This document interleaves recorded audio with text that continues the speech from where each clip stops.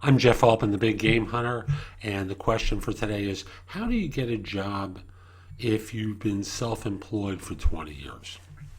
Now, as many of my answers go, it depends. Now, here's what it depends on. Obviously, it depends on the kind of field that you're in, because the answer is going to be different if you've owned a retail store versus you've been an insurance broker versus you've been a contract consultant working at different clients. But I'm going to give some general answers that are part of a framework. So, assuming you've not been that sort of self-employed contractor type, that you've owned a business for a number of years, the idea becomes to take advantage of some of the resources that you have that the average individual isn't going to have. So, for example, you have a relationship with an accountant. Your accountant has relationships with other accountants, and thus your network really should start with your accounting firm, your audit firm, your CPA, and say, hey, I'm thinking of closing up, and I think it's time for me. I want you to keep your eyes and ears open for me for other opportunities, and if they're smart, they will. So start with your accountant, your insurance agent, all the vendors that you work with. Make it clear you're not going bankrupt at this time. You're not going to be a deadbeat on the bills. Can they introduce you to people who might be interested in what you do?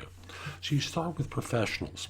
Then you go to your extended network. So, for example, if you belong to a BNI chapter, you might mention to some of the other people that you're thinking of hanging it up and you want to go to work for someone. And they are going to be like antenna for you out in your local community for helping you get introductions. Tell everyone, friends, neighbors, there's no embarrassment in this anymore. It's called you're using your network of relationships in order to receive introductions to others. There's a classic story in job hunting that I heard many years ago of someone whose cleaning person was an individual who introduced a guy to her husband, who was the head of a bank. Now, the reason this person was cleaning homes was as part of a spiritual practice. And she didn't really need the money, but she wanted to maintain humility. And as such, she did cleaning for others. Eventually, the guy handed over a resume, because after all, this is the cleaning person. What did she know? Who did she possibly know who could help? Well, she knew the head of a bank who hired this guy. So you tell everyone. You tell your banker. You tell, obviously if it's not the idiot at the desk, but if you have a real banker, it's a person you've had a relationship for a number of years, rather than the 24-year-old who sits at the front desk and really doesn't know much. And obviously there are differences between that stereotype of the 24-year-old and the quality 24-year-old. So, start talking to everyone, making sure that they know. Obviously, at some point, you will probably need a resume.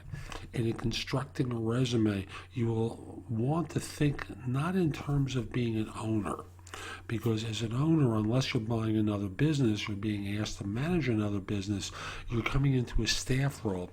What sort of staff role are you stepping into? And you want to ensure that your resume speaks to that part of your background. So lots of dynamics here, but I want to offer a few points that I thought I would help. Again, I'm Jeff Altman, the Big Game Hunter. I'm the head coach for JobSearchCoachingHQ.com. Have a great day. Take care.